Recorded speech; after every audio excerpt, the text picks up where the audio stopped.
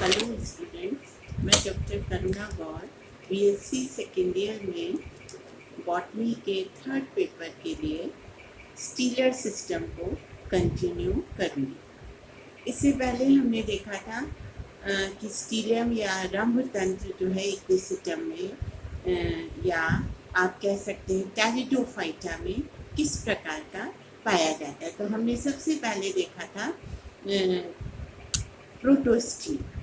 Protostele या हम उसको ठोस रंभ कहते हैं, जिसमें मेडुला या पिक्स नहीं पाया जाता है।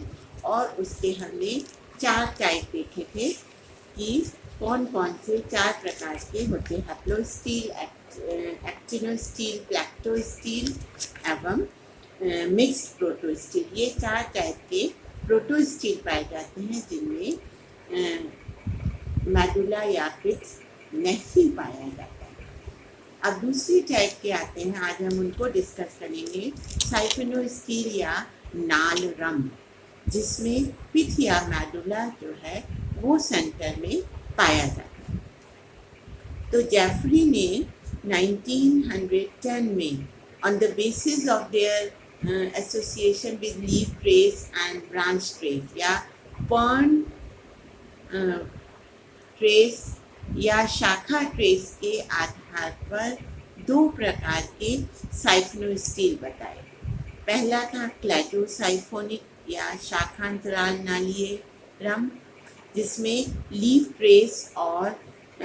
ट्रेस इसमें एब्सेंट थे, यानी कि पर्न ट्रेस इसमें नहीं पाए जाते थे, जैसे माइक्रोफिलस या लाइकॉप्सिडा। दूसरे बताए इन्होंने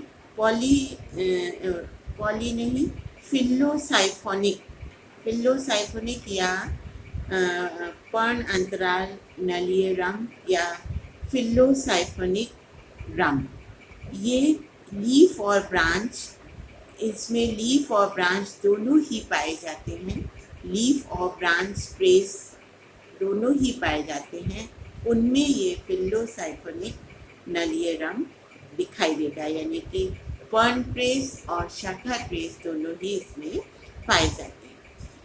ये ज़्यादातर पाए जाते हैं फिलिकेट्स या हायर ऑर्डर के जो टेरिडोफाइट्स हैं उनमें पाए जाते हैं, और all members of gymnosperm and angiosperm. अब बात आती है ये साइफिनोस्टील पिच कैसे डेवलप होता है सेंटर में साइफिनोस्टील में। तो ओरिजिन ऑफ साइफिनोस्टील, इसके लिए 2 तरीके से इसमें पिच डेवलप हो सकता है। पहला है इंट्रास्टीलर ओरिजिन ऑफ पिच, यानी कि पिच का रंभातरी उद्भव।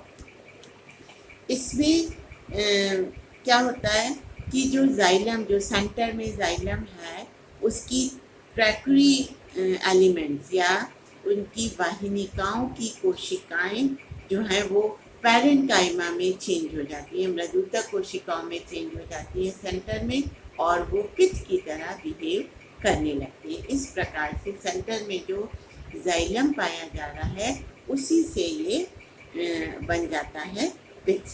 जो इसके ज़्यादातर देखा गया है बॉट्रिकियम में, ऑस्मुंडा में, इन स्पीशीज़ में इस तरीके का इंट्रास्टीलर ओरिजिन ऑफ पिच दिखाई देता है।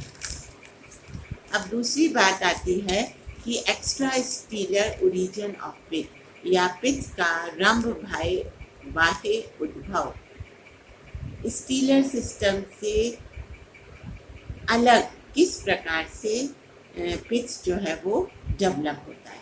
तो ये इसमें लीफ और ब्रांच गैप, यानी कि पर्न और शाखा विदर जो पाए जाते हैं उनके द्वारा इसमें जो कॉर्टिकल सेल्स हैं, कॉर्टिकल सेल्स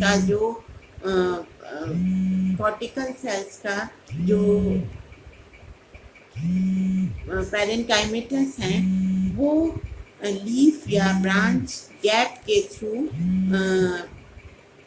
इनमें उनका इन्वेजन होता है, या लीफ या ब्रांच गैप के थ्रू वो सेंटर में आती हैं या पिच बनाने का काम करती हैं। तो इसमें लीफ या पॉन्ड विदर और ब्रांच विदर जो है उनके द्वारा जब कॉर्टिकल पैरेन्काइमेटल सेल्स सेंटर में आ जाती हैं तो इस प्रकार का extra stealer origin of pitch दिखाई देता है। तो ये तो बात हुई कि सेंटर में पिच कैसे डेवलप हुआ। अब साइफिनो-स्टील मेनली दो टाइप के हैं, एक्टोफ्लोइक साइफिनो-स्टील जिसको हम कहते हैं वही फ्लोएमी नालरम, जिसमें आप इसमें देखेंगे नोट्स में तो सेंटर में पिच है, उसके बाहर जो है वो जाइलम है और फिर फ्लोएम है। तो इसमें से अगर आप देखो तो इसमें सबसे बाहर कॉर्टेक्स है, कॉर्टेक्स के भी बाहर एपिडर्मिस होगी, एपिडर्मिस, एंडोडर्मिस, आउटर एंडोडर्मिस या आप कह सकते हैं एंडोडर्मिस है, फिर आउटर पेरिसाइकिल है, फिर आउटर फ्लोएम है और जाइलम है। ये तो बात हुई एक्टोफ्लोइक यानी कि जाइलम के बाहर पिच फ्लोएम पाया जा रहा है और पिच जो है वो अंदर पाया जा रहा है।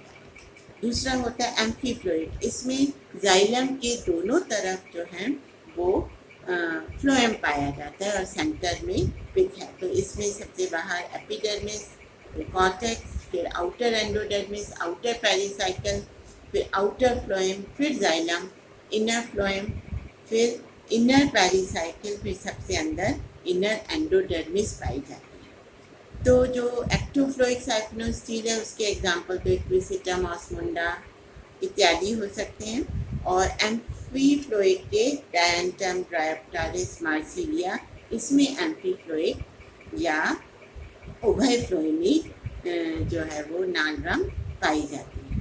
तो ये तो बात हुई कि स्टीलर सिस्टम में या साइफिनो-स्टील में किस प्रकार से पिच डेवलप होता है और मेनली ये कितने प्रकार के हैं, एक्टोफ्लोइक और एम्फीफ्लोइक। अब बात करेंगे इसमें कुछ मॉडिफिकेशंस भी हो जाते हैं इन स्टीलर सिस्टम, उसको कंटिन्यू करेंगे नेक्स्ट उसमें। तो आप इनको पढ़िए, अपने नोट्स देखिए और इन वीडियो को आप अपने सामने सुनेंगे नोट्स के साथ तो आपको काफ़ी समझ में आएगा। इस पैंडेमिक उसमें बच्चों आप सेफ रहिए और सुरक्षित घर में रहकर अपनी स्टडी को कंटिन्यू करिए। Thank you.